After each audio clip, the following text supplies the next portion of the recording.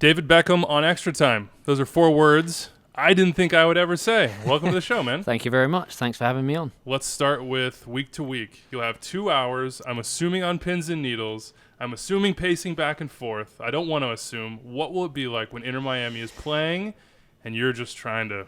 Well, to be honest, someone turned around to me earlier and said, how nervous are you about this weekend? And I'm actually not nervous at all, because when I was a player, I knew that if I prepared myself right the week before, then the weekend was just easy.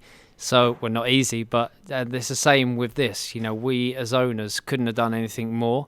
So we're prepared for this weekend. We're excited. Which one of the Beckham clan is going to be the diehard fan? Which one of your kids is going to be living and dying with this? Well, I would like to think that all of them will be diehard Miami fans. So if they're not, there'll be trouble. There you have it. So you made a big decision when you came to Major League Soccer more than a decade ago. I call it, in my mind, the Beckham clause. I don't know what you call it, but you had the option to buy a team. You look really smart right about now. What did you know that maybe other people didn't? Well, when I joined in 2007, you know, I always said to the commissioner that my commitment to the league and this sport in this country goes beyond my playing career. So when I came towards the end of, obviously, the 6 years playing here, I then had to choose a city. And people keep turning around to me, believe it or not, and saying, why Miami? And I'm like, come on, really? Have you been to Miami? You know, so there's a lot of passion in this city. But, yeah, that's it. What is your day-to-day as an owner? What are you doing? How do you put your fingerprint on this club? It goes from design of stadium to tiles in showers to colours of kit to picking players, bringing players in. To say we're hands-on owners is shower tiles. Understatement. Yes, that far. Shower tiles. What makes a good shower tile? Quality, okay, shininess, apparently. There you go. No slipping, right? No slipping, that's for need. sure. That's for sure. So you have this opportunity, and you had to wait 6 years for it. 7. 7 now. Yes. Yeah, see, the math gets fuzzy at 7 this point, years, right? yeah, it Are does. you a You're patient right. person?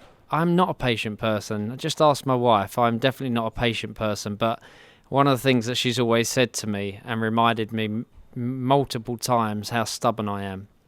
And this definitely helped me in this whole project. You know, I had to be stubborn to the point where when people turned around to me and said, this is not going to happen, I always replied, yes, it is. And when people turned around to me and said, do you have the right city? I didn't even need to answer that. I knew Miami was the right city. So, yes, it's been a long journey, but, you know, the rewards are coming. So many more years to go, decades, you hope? And Decades. I heard you talking about family and legacy. Yeah. Those are so important to you. Look forward, 10 years. You know what? Us as owners have built this for our families, have built this for our fans' families. This is what we wanted to create, to leave a legacy.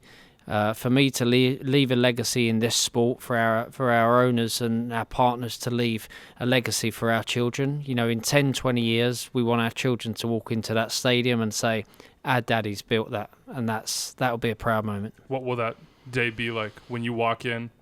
LA Galaxy. It's kind of poetic.